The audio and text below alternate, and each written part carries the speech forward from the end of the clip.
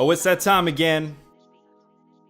It's 2K Kingslayer back here in the 2K film room, and we're going to take a look at the Boston 14 Motion Freelance today.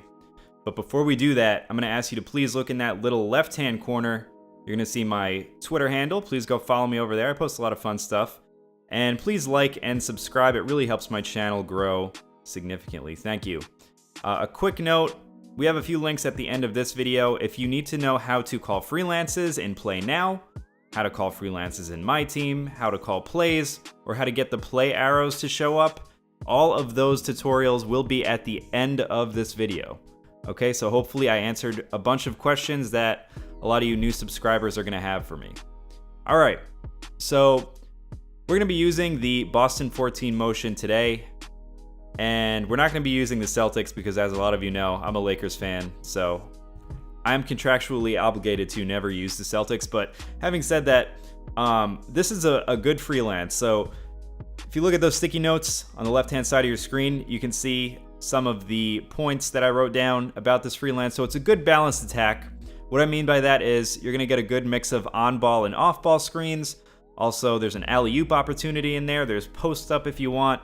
So a nice balance, and if you have a balanced team, this is a pretty good freelance to use for that. You can see on that little pink post-it, I noted that this is good for helping you find your opponent's weakness, and the reason is because, like I said, it's a balanced attack, so you have different types of attacks, whether it be mid-range, attacking the rim, on-ball screens, off-ball screens, from this freelance. And I also wanted to note on that little blue sticky there that this is a relatively simple freelance. So it's not super complex like the flow freelance or the point freelance, which we're going to go over in a few videos. But yeah, Boston 14 Motion, let's get into it. I'm using the Toronto Raptors for this one, who I haven't gotten a chance to use this year. And this first action, you guys are getting sick of this one at this point, I'm sure. It's just a simple down screen. That has popped up in so many freelances that I've gone over already. It's a good action, but yeah, they got a little lazy. That action is in like 90% of the freelances that we go over. So that's one of the options. Another option, starting from the wing here, you have this handoff or pass opportunity. After you make that pass, if you choose to do so, the initial passer is going to run over a screen from the center who steps up there. And a lot of times they'll be open either for a 3 or a mid-range. I could have done a lead pass so that he shot a 3-pointer, but it's just practice. I'm not too worried about that. We talking about practice. So yeah, moving along here, starting from the wing again. Sometimes if your center is up top, as opposed to another wing, he'll drop down and set a screen if the wing is on that block position. And then the wing will come up for a nice open jumper. And Danny Green knocks that one down there. So another one from the wing. As you can see, the wing is where you initiate most of these actions. But on this one, this is pretty nice right there. Couple steps. That's probably the most complicated branch that you're going to get out of this one. But after you make this pass or this handoff here, you then swing it to the wing again. Then if you swing it back, you're going to see your point guard goes under a screen from the center, and then the center comes up to set a screen for the ball handler. And you can see we finished with Kawhi there. So a couple steps to that one. Like I said, that's the most complicated branch in this freelance. And then on this one, very nice. All right, so let's run that back. So starting from the wing position, if you pass it to the middle and then back again, the center's going to come up to set a screen for the guy in the middle. And a lot of times you'll get that nice little alley-oop opportunity right there. Okay, so you can also initiate from this high post position. You can see there's an off-ball screen there, then a second down screen, and Kawhi Leonard knocks down the 3.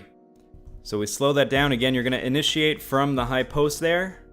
We swing it outside, and then the point guard is going to go set a down screen, and a nice open jumper. So let's jump into a game here, and this is perfect because we are actually playing against the Boston Celtics, and we're going to be using their freelance against them. Let's see if we can get this W with the Toronto Raptors.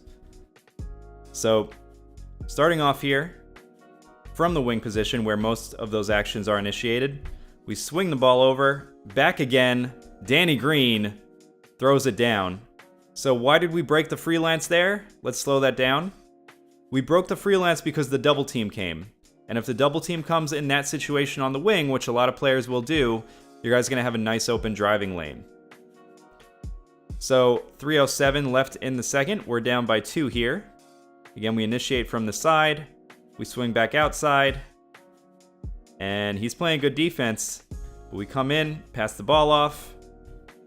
Very nice. So if we run that back down again, we're going to see that the defender at the end there, the center, is in a very precarious position. So watch what happens. We swing to the wing. He's playing good D. But we keep going. We keep at it. Persistence. Get it back.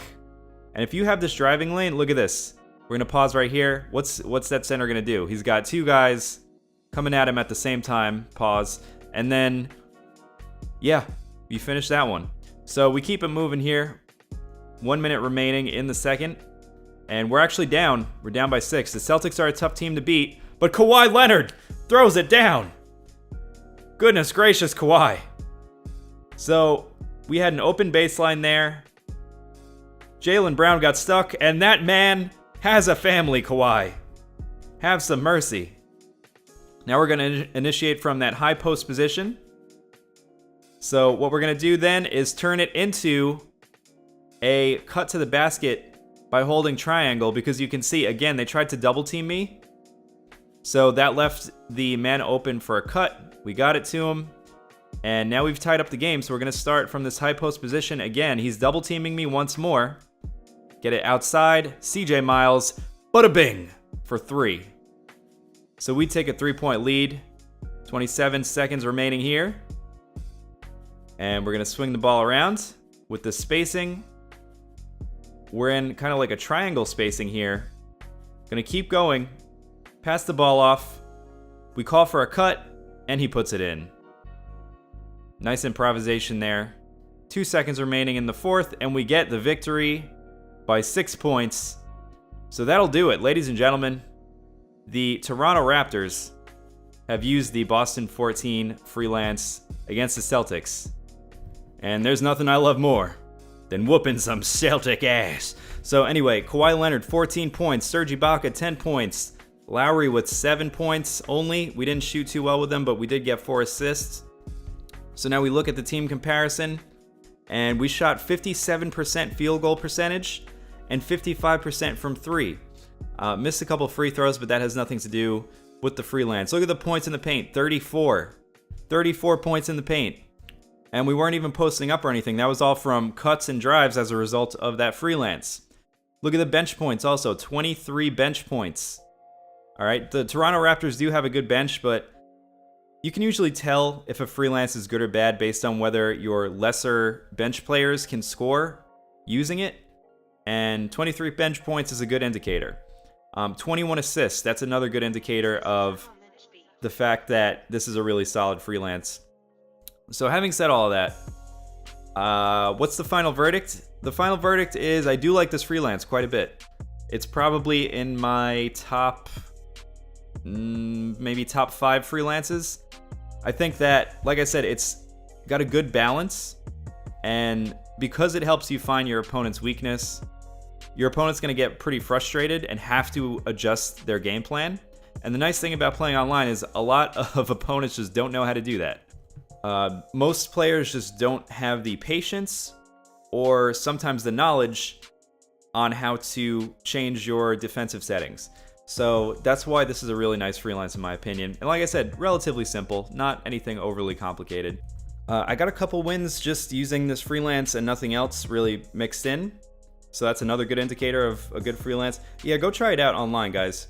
I want to just take a second to let you guys know. I might have mentioned this already, but I can't remember if I did. I am going to be focusing on the few new freelances that were added to the game this year. The only old ones that I'm really going to go over as of right now are Pace and 7 Seconds, just because those are pretty popular ones. Actually, at the time this video is up, I might have uploaded Pace already. I don't know. We'll see. But point being, we're focusing on the new freelances, and then once the new freelances are done, I'm going to focus on the new series feature that was put into the game. And I haven't explained what that is yet, so if you don't know what that is, don't worry. but I'm gonna go over it. I find it pretty intriguing, pretty interesting. So having said that, yeah, we'll be back pretty soon. I'm excited for all the content that's coming up. Really loving this game this year. I don't want to jinx it, but 2K19 might be the greatest of all time. I don't know. We'll see. We'll see. But yeah, until next time, happy gaming, y'all.